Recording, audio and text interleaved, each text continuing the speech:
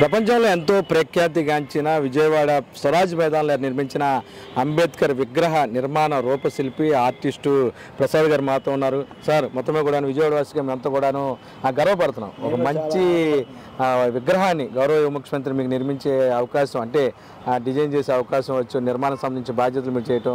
అంతకుముందు అల్లూరి సీతారామరాజు విగ్రహం కూడాను ప్రధానమంత్రి గారు ప్రారంభించిన విగ్రహాన్ని కూడా మీరు ప్రారంభించారు.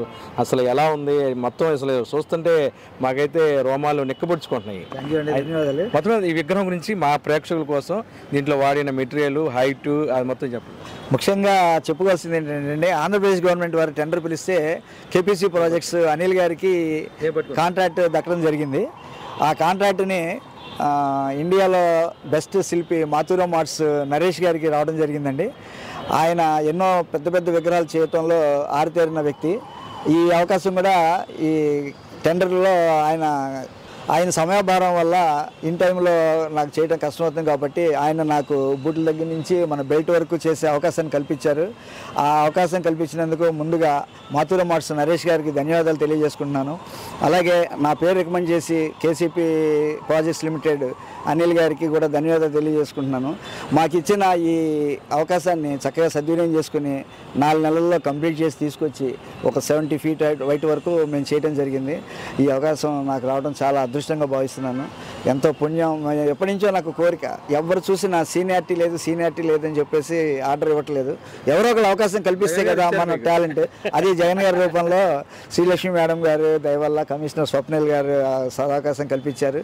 మంచి పేరు వచ్చింది. ఇన్ టైంలో చేసినందుకు వారు కూడా మెచ్చుకున్నారు. సీఎం గారు కూడా శిలాపలకం మీద నా పేరు ఏమని చెప్పారట.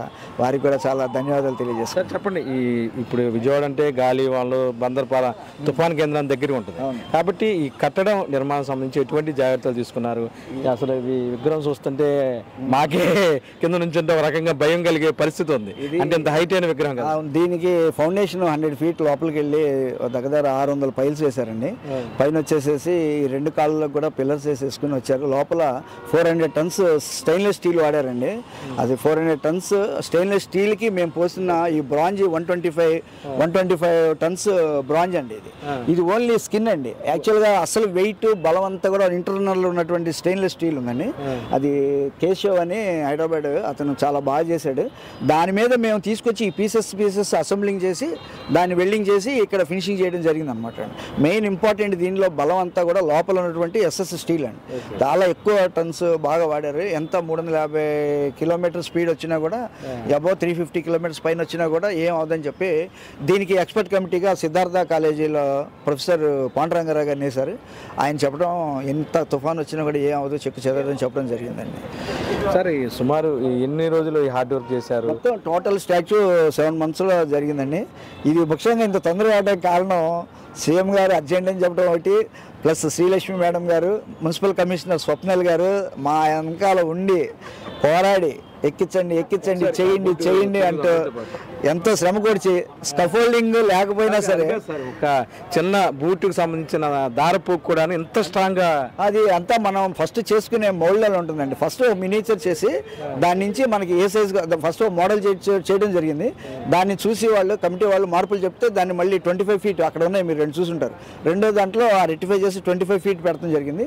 దాన్ని చూసుకున్న తర్వాత ఓకే అన్న తర్వాత దాన్ని మళ్ళీ స్కాన్ చేసుకుని మనకి ఏ సైజ్ కావాలంటే ఆ సైజ్కి సిఎన్సీ మిషన్ ద్వారా స్కానింగ్ చేసుకుని ఎన్లార్జ్ చేసుకుని ధర్మాకోల్లో 125 feet డెమో చూపించాం ఢిల్లీలో గురుగాంలో. అది మినిస్టర్స్ అందరూ వచ్చి చూసిన తర్వాత వాళ్ళు 10 అడుగులు పార్ట్స్ కట్ చేసి మనం పంపించారండి.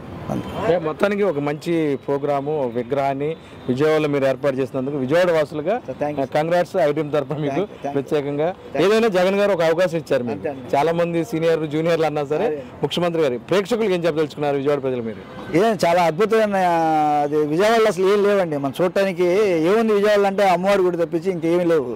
అలాంటిది మంచి కాస్ట్లీ ఏరియాలో బ్రహ్మాండమైనటువంటి ఇది పెట్టారని టూరిజం ప్లేస్గా ఇది బాగా సక్సెస్ అవుతుందని అనుకుంటున్నాను.